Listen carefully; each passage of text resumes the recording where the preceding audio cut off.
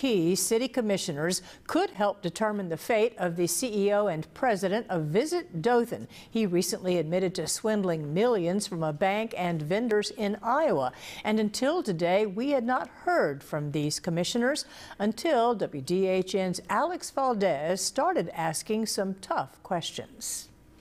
These two commissioners sit on the board of directors of Visit Dothan. They represent the interest of Visit Dothan and city taxpayers. And tonight, they say they are standing by confessed felon Aaron McCrate. Aaron's doing what he was hired to do when he was brought here.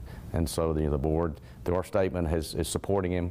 And we're just, continue to support him until something changes that changes the board's mind. Confessing to felony bank fraud charges is not one of the things that would change the board's mind. Aaron McCrate pleaded guilty to knowingly committing fraud in Cedar Rapids, giving phony numbers, misleading vendors to get money for a festival that would cost the bank and vendors more than $2 million they never got back. Shortly after he was fired as president and CEO of Go Cedar Rapids, McCrate found himself a job with the same title and responsibilities here in Dothan. Visit Dothan's board told WDHN Friday that they knew McCrate had been fired for the bank fraud incident before they hired him. As an individual, I believe in the second chance. I believe in second chances. I'm all for, second chances and just doing what's right,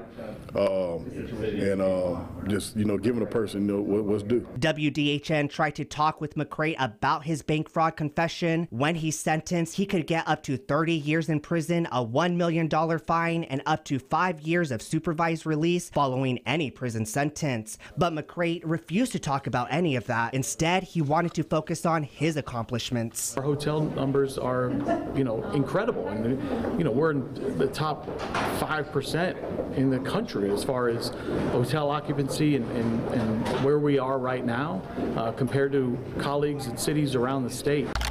But do a quick Google search and those positives won't be the news that stands out. Instead, you'll see pages and pages of the current federal bank fraud case surrounding McCrate, something many people from out of state see. Well, I say this, I voted, so I voted. I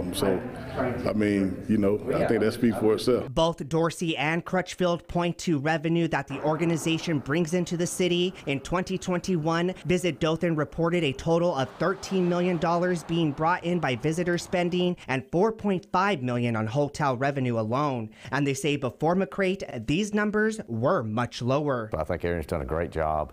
His office done a great job working with different departments within the city and groups outside of the city to do what's he was hired to do.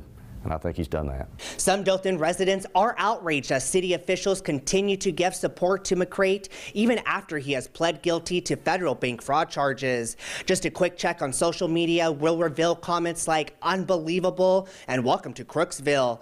Keep it on WDHN and we'll keep you updated as the story develops and let you know whenever McCrate is sentenced. Amanda?